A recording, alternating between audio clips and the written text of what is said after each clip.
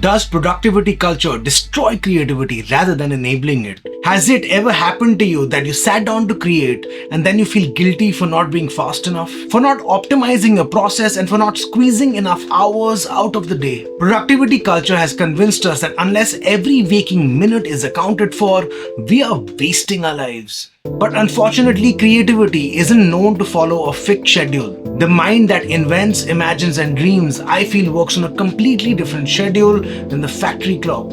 And yet, for centuries, we as a society have tried to force down the logic of machines onto us as human beings.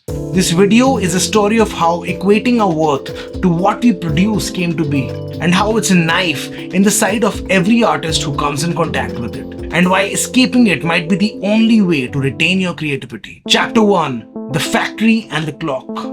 Before the Industrial Revolution, work followed the rhythm of nature. Farmers rose with daylight, artisans stopped work when the candle burned out, and then came the Industrial Revolution. The steam engine, unlike the humans that came before, didn't wait for inspiration or get exhausted. It just ran. And for the first time ever, workers weren't measured by what they could produce, but how many hours they could endure. Benjamin Franklin once wrote, "Time is money." That single phrase captured the cultural shift. Hours became a commodity, and the tragedy was obvious, even though it was often swept under the rug. The same systems and repeatable rigidity that made machines run smoother exhausted and exploited the humans that had to abide by its clock. The creative process, often messy, non-linear, and dependent on rest, was forced into a straight line that it could never fit. And now, with the rise of AI, there is literally no system that humans can effectively compete in.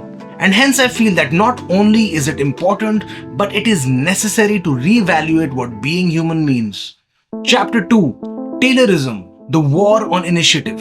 In the early 1900s, Frederick Winslow Taylor walked into factories with a stopwatch, and his mission to engineer the one best way to perform every task. He broke down skilled crafts into tiny, repeatable motions. Taylor bragged that he didn't need initiative, he did not want innovation, he just needed obedience. He once said, "In our scheme, we do not ask of the initiative of men. All we want of them is to obey the orders that we give them, and what we say, and do it quick." In practice, this meant turning people into machines. One famous Taylor experiment forced steelworkers to carry pig iron at a rate he calculated. The result? Measurable higher output, only until the unfortunate human workers collapsed under exhaustion. Taylorism was much more than just management. It was cultural programming. It told the world that judgment, creativity, and autonomy were flaws. A century later, and every life hack or 10x routine that we are sold carries this DNA. In fact, most of us measure our success to how productively or effectively we can manage our time. Chapter 3: Fordism, Productivity as Morality. Henry Ford built on Taylor's vision of the moving assembly line. Cars rolled past workers, each reduced to one repetitive motion. The Model T got cheaper, Ford got richer, but the human cost was brutal. By 1913, Ford's turnover hit 370%. That meant Ford had to hire 52,000 people for every 14,000 jobs required. Workers couldn't stand the monotony. One worker described it as, "The machine I'm on goes at such terrific speed that I can't help stepping on it in order to keep up with the machine. It's my boss." And then Henry Ford came up with his genius solution, the famous $5 workday, roughly double the wage of the time, but of course with strings attached. His sociological department inspected workers' homes, checking if they drank, gambled, or lived unproductively. Your private life became company property. And that's when productivity became morality.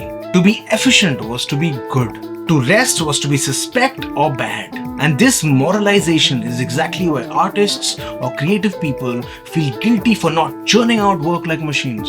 It's the exact reason why none of us can take time off without the internal voice saying, "Are we doing enough?" Chapter 4: Hustle Culture, Becoming Your Own Factory. Fast forward to Silicon Valley. Move fast and break things. Grind now and shine later.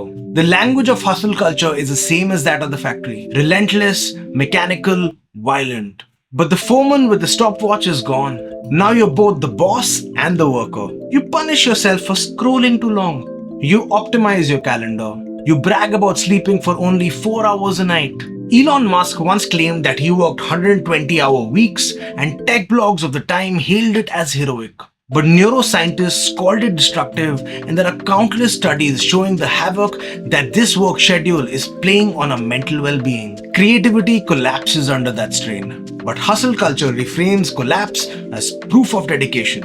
And for people with the creative impulse, this productivity culture proves to be lethal. Because the creative impulse isn't known to start at 9 a.m. and stop at 5 p.m. It doesn't work in a linear, predictable graph of endless motion. It comes in bursts and dips.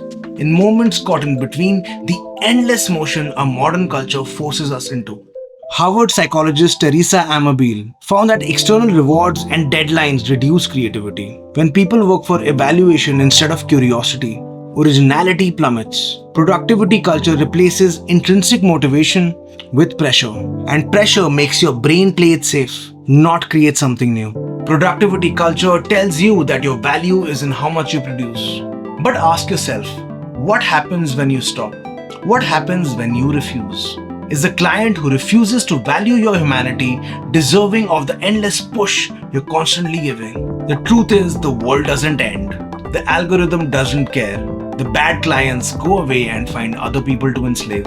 But you, the real, actual you, finally begins to breathe. And in a world that is full of endlessly optimized systems and with the coming onslaught of AI, reconnecting with what truly makes humans human, which is our raw creativity, our endless thirst for ideas, and our desire to be a frontier animal must be rediscovered, relearned, and recognized as the most important part of ourselves. Because let's be honest, most of us will lose most of our jobs in the coming years to automation and AI and the endless corporate machine. Which is why I feel that finding the non-mechanical part of ourselves and truly understanding it might be one of the most important things of our lifetime.